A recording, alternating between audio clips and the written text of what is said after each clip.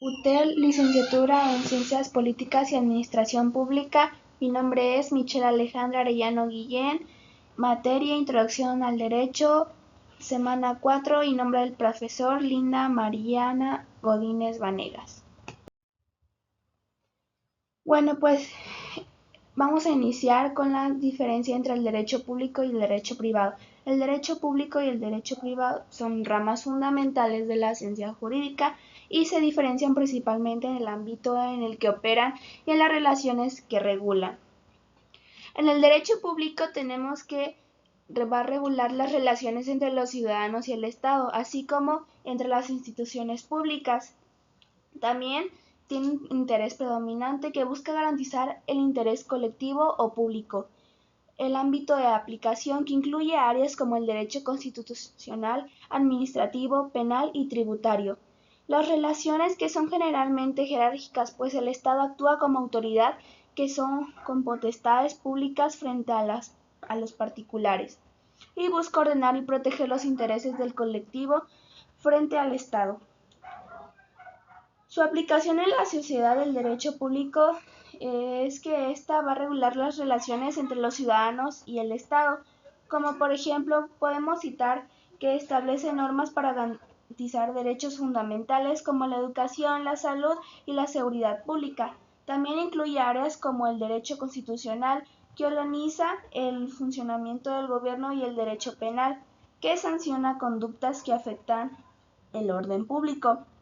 Y su aplicación en las empresas es que esta se aplica en aspectos como el cumplimiento de regulaciones fiscales, laborales y ambientales, como por ejemplo que podemos citar a que las empresas deben pagar impuestos, a respetar las leyes laborales y cumplir con normativas de seguridad industrial. Y bueno, en el derecho privado encontramos que se centra en las relaciones entre particulares sin la intervención directa del Estado como autoridad. Tiene un interés predominante que protege intereses individuales y privados. También está el ámbito de aplicación, que incluye áreas como el derecho civil, mercantil y laboral. Y las relaciones que son típicamente horizontales o igualitarias, ya que las partes involucradas tienen el mismo nivel de autoridad y regulan los intereses y relaciones entre particulares. Y su aplicación en la sociedad del derecho privado es que va a regular las relaciones entre particulares como contratos, herencias y matrimonios. Por ejemplo, si dos personas firman un contrato de compraventa, este se rige por el derecho privado.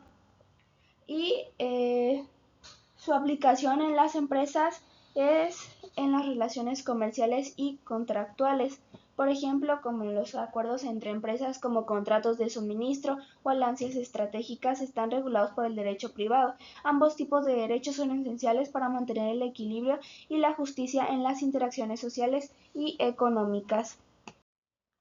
La jerarquía de las leyes que pertenece al derecho público.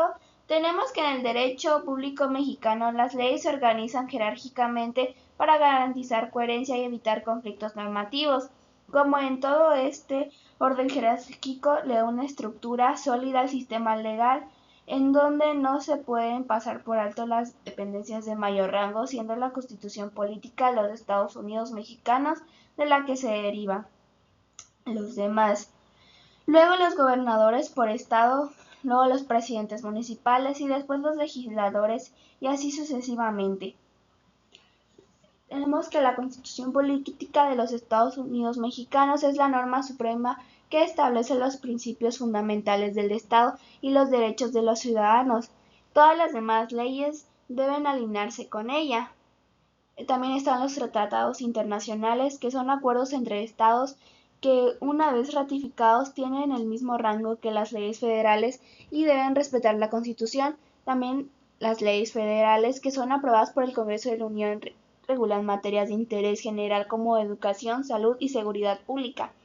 Las leyes ordinarias, que son emitidas por el Congreso de la Unión o los congresos estatales, que abordan temas específicos como el derecho penal, civil o fiscal. También están los decretos, que son emitidos por el presidente de la República, que regulan asuntos de interés público como la política exterior o la seguridad nacional.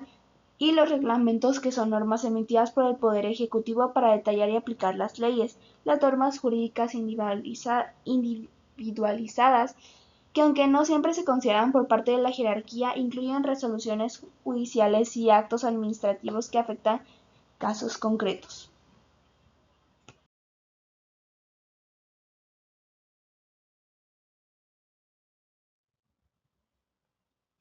Bueno, y los casos de violaciones a los derechos humanos en América Latina son las desapariciones forzadas, las crisis migratorias, casos de Ayotzinapa, entre otros, pero yo principalmente me enfoqué en las desapariciones forzadas. Y este es uno de los problemas más graves en el país desde 2006 hasta 2023. Se han reportado casi 96.000 desapariciones, muchas de ellas relacionadas con la delincuencia organizada y los cárteles de la droga. Las víctimas incluyen hombres, mujeres y niños, y la impunidad sigue siendo un gran desafío. Los tribunales nacionales e internacionales han tomado diversas medidas para abordar las desapariciones forzadas en México. También los tribunales nacionales en México se han implementado reformas legales y se han creado instituciones como la Comisión Nacional de Búsqueda y el Registro Nacional de Personas Desaparecidas. Además, la Suprema Corte de Justicia de la Nación ha emitido resoluciones que refuerzan el derecho de las familias a la verdad y la justicia. Y el Corte Interamericana de Derechos Humanos, que este es el tribunal, ha emitido sentencias clave en casos de desapariciones forzadas en México, como el caso de Rosendo Radilla Pacheco. En este caso, la Corte Interamericana de Derechos Humanos declaró responsable al Estado mexicano por la desaparición de Radilla en 1974 y ordenó medidas de reparación, incluyendo la búsqueda de la víctima, la investigación de los hechos y la capacitación de funcionarios en derechos humanos. Estas acciones buscan garantizar justicia, reparación y no repetición.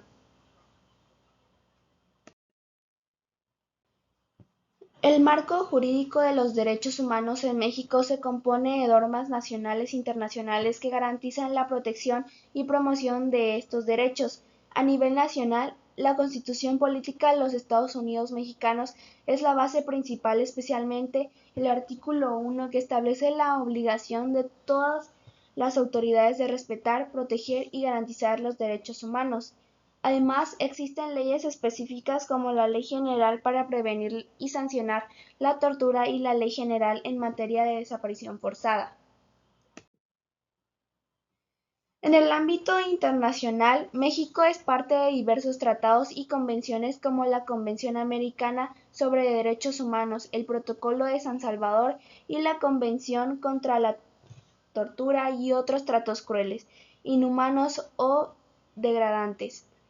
La reforma constitucional del 2011 fortaleció la integración de los derechos humanos internacionales en el sistema jurídico mexicano, creando un bloque de constitucionalidad que combina derechos nacionales e internacionales.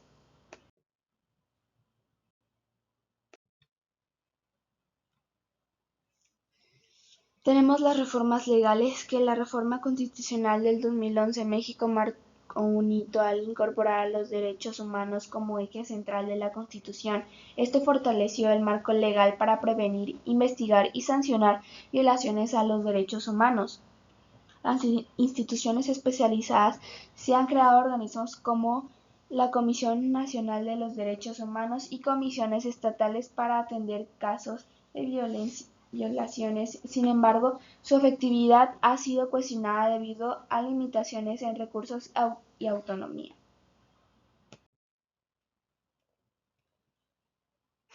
La impunidad de acceso a la justicia. A pesar de las reformas, la impunidad sigue siendo un problema crítico, con tasas superiores al 90% en algunos delitos. Esto refleja la necesidad de fortalecer las capacidades de investigación y el sistema judicial. El derecho a la verdad y reparación. Las víctimas tienen derecho a conocer la verdad sobre las violaciones sufridas y a recibir reparación integral. Este derecho es esencial para la reconciliación y la prevención de futuras violaciones.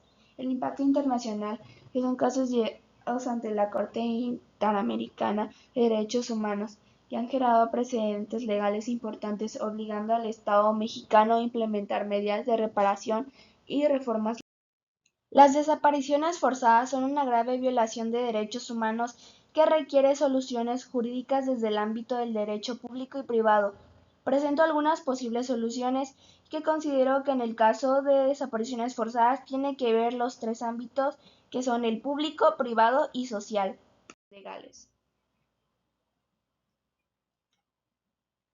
Tenemos el derecho público, la legislación específica que crear y fortalecer leyes que tipifiquen la desaparición forzada como delito grave, con sanciones claras para los responsables. El acceso a la justicia, que garantizar mecanismos eficaces para que las víctimas y sus familias puedan denunciar y buscar justicia como el juicio de amparo. El derecho a la verdad, implementar políticas públicas que aseguren el acceso a información sobre el paradero de las personas desaparecidas. La cooperación internacional, que para participar en tratados internacionales que promueven la investigación y prevención de desapariciones forzadas. En el derecho privado, la declaración de ausencia, establecer procedimientos legales para declarar la ausencia de una persona desaparecida, lo que permite a las familias gestionar asuntos legales como herencias o propiedades. La compensación a víctimas, que sería diseñar mecanismos para indemnizar a las víctimas y sus familias por el daño causado. La protección de menores, que regula la protección de niños en casos de desaparición forzada y garantizar su identidad y derechos. El derecho social, la educación y sensibilización, que sería promover campañas de educación y sensibilización para prevenir la desaparición forzada y fomentar la denuncia. El apoyo a las víctimas, de crear programas sociales que brinden apoyo psicológico, económico y legal a las familias afectadas. Estas soluciones buscan abordar el problema desde diferentes ángulos, garantizando justicia, reparación y prevención. Estas fueron mis fuentes consultadas.